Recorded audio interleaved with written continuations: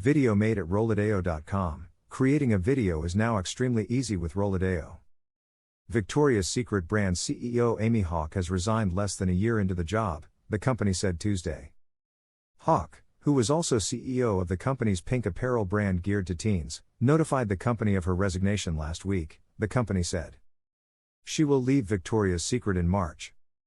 Martin Waters, the CEO of the brand's parent company, Victoria's Secret & Company, will take over as CEO of the brand.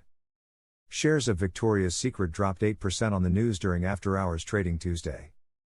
The company has changed its advertising, began using a new range of models, such as hiring transgender models, and ended its Angels fashion show.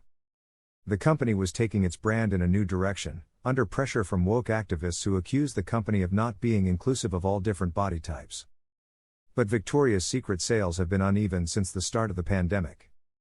Sales tumbled in 2020 during the peak of COVID-19 but bounced back in 2021. They are projected to fall by up to 7% this year. Let's see some comments on the Quartering YouTube channel. I had an unhealthy obsession with Victoria's Secret. My boyfriend complains that it'll be cheaper to buy underwear from Walmart. I went there the other day and they were completely out of my size, but they have plenty of plus size items. It's absurd at this point. 100% of the people that complained about unrealistic body standards were people that don't even buy their product.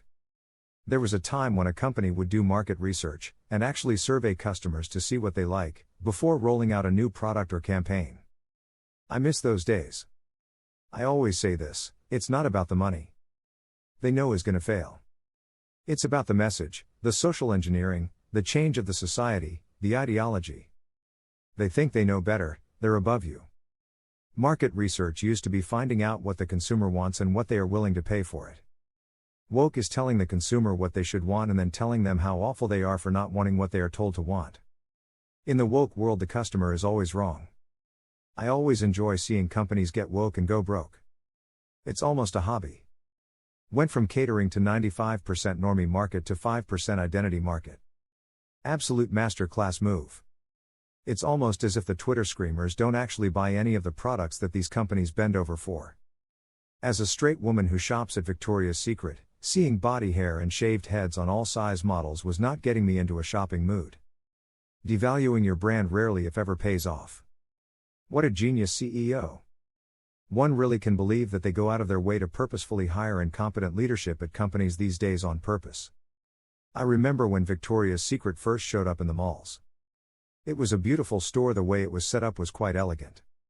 It was all done in the Victorian-era furniture pieces, with the undergarments being folded and displayed coming out of the open drawers.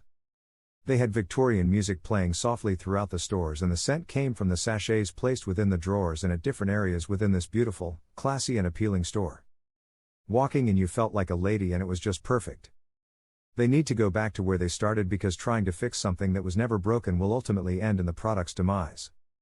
As a woman who has been thin and had a few extra pounds, I can say that big is not beautiful, and lingerie that is hidden from rolls that hang over the undergarments doesn't look cute. To each their own, but don't force change on others. I always thought Victoria's Secret was high-end. I was imaging quality sexy lingerie. When I actually went in with my partner, I was surprised to see it was 95% just average daily wear with a high price tag. Like most struggling companies, they jump to the woke stuff as a lifeline, mistakenly, and as typically it just exacerbated the problem. I heard another issue they had before going woke was that they weren't keeping up with the style of lingerie that was in. A friend of mine said that they were still focused on their push-up bras when the trend was butts not boobs. Hey, I had no idea there were trends in lingerie, but if she says so, I guess there's something to it. The Angels were never the problem. One of the main problems with Victoria's Secret is the quality of their products has gone downhill tremendously too. Video made at Rollideo.com. Rollideo is a super easy tool to automatically create videos with auto-generated voiceovers and the exact subtitles. Thanks for watching.